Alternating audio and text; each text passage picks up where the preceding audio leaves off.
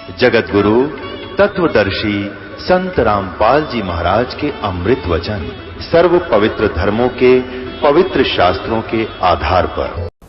माता की पुजारन थी,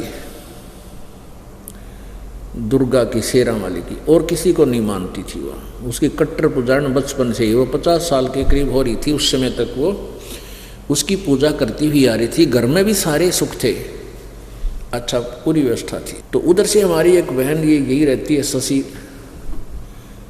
ये बीओ के पद से रिटायर्ड है, परमात्मा में समर्पित है, काफ़ी वर्षों से मालिक के चरणों में लगी हुई। तो इसकी वो पड़ोसन थी।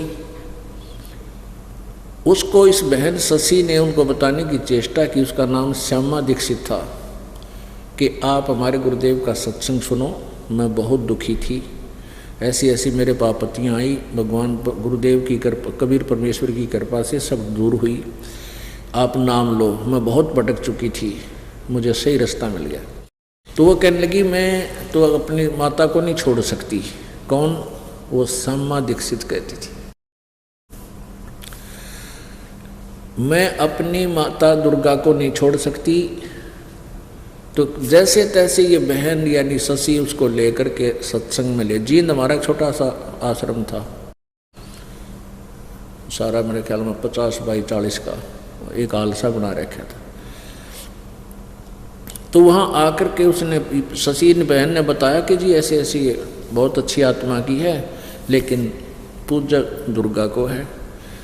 उनको सारे कुछ समझाया, बहन नाम ले लो, आपको बहुत लाभ मिलेगा, और ये पूजाएं त्यागनी पड़ेंगी, क्योंकि जो साधना हम बताएंगे वो शास्त्र अनुकूल होगी, और ये तुम्हारी मनमानी पूजाएं हैं, वो नहीं मानी कि जी दुर्गा माता की पूजा मैं नहीं छोड़ सकती, ये पूजाएं मैं बिल्कुल नहीं त्याग सकती, बचपन से लगी थी मैं छोटी सी, मेरी तो विशेष श्रद्धा है। चलो कोई बात नहीं, हम क्या बताएं, हमने तो अपने नियम दिए, बता भक्ति करनी है तो ऐसे करनी पड़ेगी।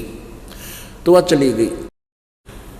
फिर क्या हुआ कि 1 वर्ष के बाद वो फिर आई इसी बहन शशि के साथ। फिर उसने आप बीती बताई। क्या बताई कि एक दिन मैं उनका जो है ना, उस मकान है, इस जींद के अंदर एक मकान था उनका, कोठी थी अर्बन स्टेट में। तो कहती मैं शाम के 5 बजे से अपने घर से निकलकर वैसे टहलने के लिए चल पड़ी। गर्मिया से के दिन थे, 5-6 बजे से गली में गए, और आगे देखा कि एक घर में दुर्गा का जागरण हो रहा। मेरे तो घीसा गल गया, और मैं उड़ जाकर बैठ गई। वहाँ 50-60 भगतनी और भगत बैठे। मैं सबसे पीछे गई थी, पीछे नंबर आया लास्ट में, वहाँ बैठ गई। एक औरत में वो ऐसे अचेत सी पड़ी थी, एकदम जागृत हुई, आरती चल रही, फिर एकदम जागृत हुई, आरती बंद होगी, एकदम उठी वो, उसने आवाज़ लगाई कि श्यामा सामने आ जा, श्यामा तू मेरे पास आ जा, मेरी खास भगतनी है। अब श्यामा ने सोची मैं तो पहली बार गई हूँ, आज मेरा जिक्र कहाँ से आ गया, कोई और श्यामा होगी। वह नहीं उठी। 2-3 बार जब वो बोल ली उस औरत, वह औरत जो वहाँ लेटी हुई थी अचेत सी एकदम जागृत होकर के, तब एक ने खड़ा होकर कहा भी जो श्यामा है वो आगे आ जाओ, माई बुला रही है, दुर्गा बुला रही है। कोई नहीं उठा। तो फिर मैं खड़ी होगी, हाँ वो माई कहती है जो जिसमें वह बोल रहा था वह भूतनी, कि आ जा तू, तुझे बुला रही हूँ, तू मेरी 1 नंबर की भगतनी है। तो अब श्यामा बोली मेरा तो जी सा आ गया कि देख इतने भगत बैठे और माई ने मुझे बुला लिया, तो मेरी भक्ति सही है। तो माई वह दुर्गा कहने लगी जो उसमें बोल रही थी भूतनी, कि श्यामा तू मेरी 14 महीने अखंड जोत लगा दे, तेरे वारे न्यारे हो जाएंगे। तो मैंने उस कहा जैसे आपका, और मौज थी घर में, जो आपकी आज्ञा कर दूंगी। अब 3 तो गाड़ियां थी उनके पास जो किराए पर लगा रखी थी। एक औजरी की दुकान थी मेन बाजार में, और एक ऐचरी का कारखाना था, वो अलग था, यानी खूब बढ़िया गुजारा था। और तेरे पास आपत्ति आने वाली है, नहीं तो तेरे पास आपत्ति आ जाएगी, और तू 14 महीने मेरी अखंड जोत लगा दे, तेरे वारे न्यारे हो जाएंगे। वह बोली मन तो सांझन शुरू कर दी, ना दो गए। और चल कर दी शुरू। उन 14 महीनों में हमारा सत्यानाश हो गया, सर्वनाश हो गया। वो कहती है उन 14 महीने में हमारा सर्वनाश हो गया। ऐसी आपत्ति आई, ऐसा घाटा पड़ा कि वो ऐचरी का कारखाना बिक गया, औजरी की दुकान गिरवी होगी, तीनों गाड़ी बिक गई, और लोन लिया हुआ था कोठी पर, हुआ बैंक वाला ने नीलाम करने की सोच दी। और फिर भी बुद्धि भ्रष्ट में माई ने ना छोड़ूं। सपने में माई दिखाई दी मुझे साक्षात अष्टांगी। उसने कहा कि श्यामा तेरी समस्या, तेरी आपत्ति टालना मेरे बस की बात नहीं थी, ये मेरी बस से बाहर थी। अब तू वहीं चली जा, कबीर परमात्मा की शरण में चली जा, जो तेरी सहेली तुझे लेकर गई थी, वहीं तेरा समाधान हो सकता है। कहते हुआ सुबह उठते ही शशि के पास आई, इस बहन के पास हमारी उपदेशी थी। इससे आकर कहने लगी, बहन मैंने नाम लेना है आपके गुरुजी थे। तो शशि कहने लगी ठीक है चल। तो मैं इस दास ने जाना था शनिवार को, वहाँ पता था भक्तों को लग जाता, जैसे 10-20 वहाँ घर होते थे हमारे शुरुआत में नाम लिए हुए, उनको बता दिया करते अब इसके नाम गए गुरुजी। तो उस दिन मैंने जाना था, किसी कारणवश मैं नहीं गया वहाँ पर। तो उस दिन जिस दिन इस दास ने जाना था, सारा दिन इंतजार किया। अगले दिन फिर जाना था, अगले दिन भी नहीं जान पाया मैं, उस दिन भी उसने इंतजार करके घर आएगी। तीसरे दिन पहुंचा, तब उसने कहा जी, शशि बहन ने कहने लगी क्या नाम लेवेगी जी। मैंने कहा मैं पहचान लिया वही बहन है। मैं कहना बहन टर्म एंड कंडीशन आज भी वही है हमारी, वो पूजाएं तने त्यागनी पड़ेंगी जो शास्त्र विधि रहित करती थी।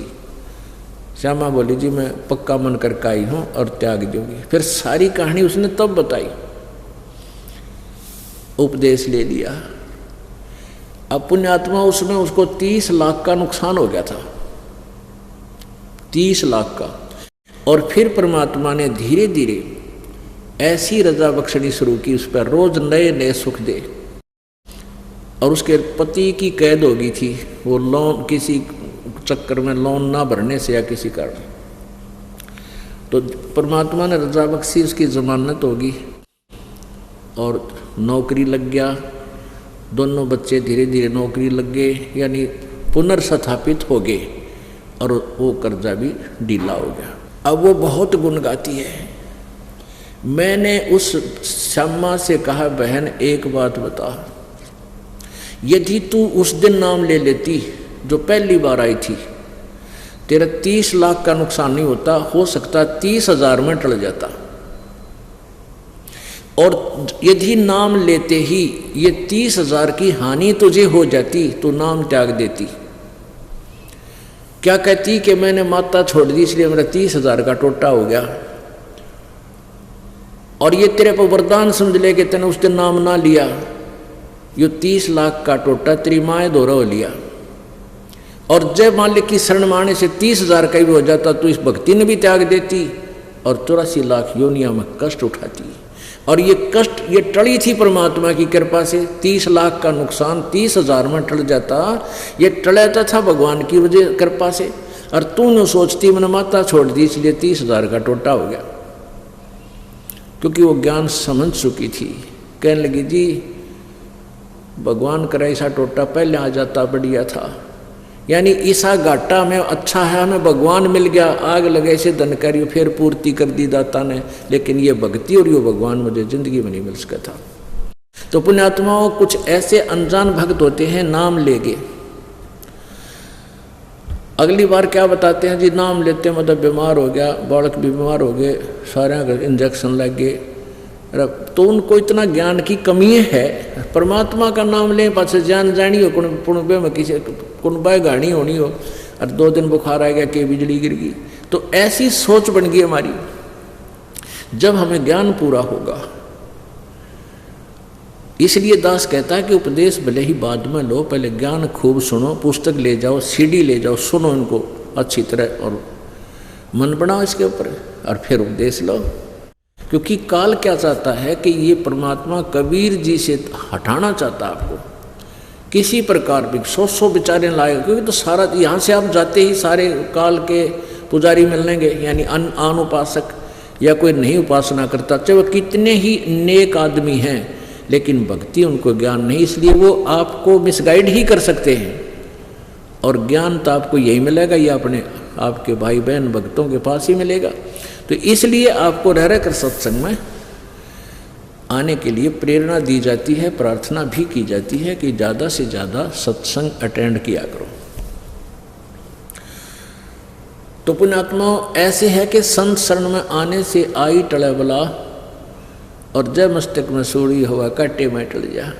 तो वह बहन भी कह रही थी कि जी यदि बिल्कुल सचमुच अगर मुझे 30,000 पहले मैं नाम ले लेती, और ये टोटा होना था 30 लाख का, और ये हो गया 30,000 का भी हो जाता, मैं भक्ति नहीं करती आ पाड़ी, कति छोड़ जाती, क्योंकि मेरे तो पक्की नौजत रही थी, आज तक मुझे को हानि नहीं हुई मेरी माता की पूजा करते करते, लेकिन वो संस्कार मिल रहा था, आपका पूर्व जन्म की मलाई थी, वह जब तक पुण्य चले तो पुण्य था ही, पाप शुरू हो गया तो नाश हो गया, खट्टा कुछ नहीं कर सकी वह माता तेरी।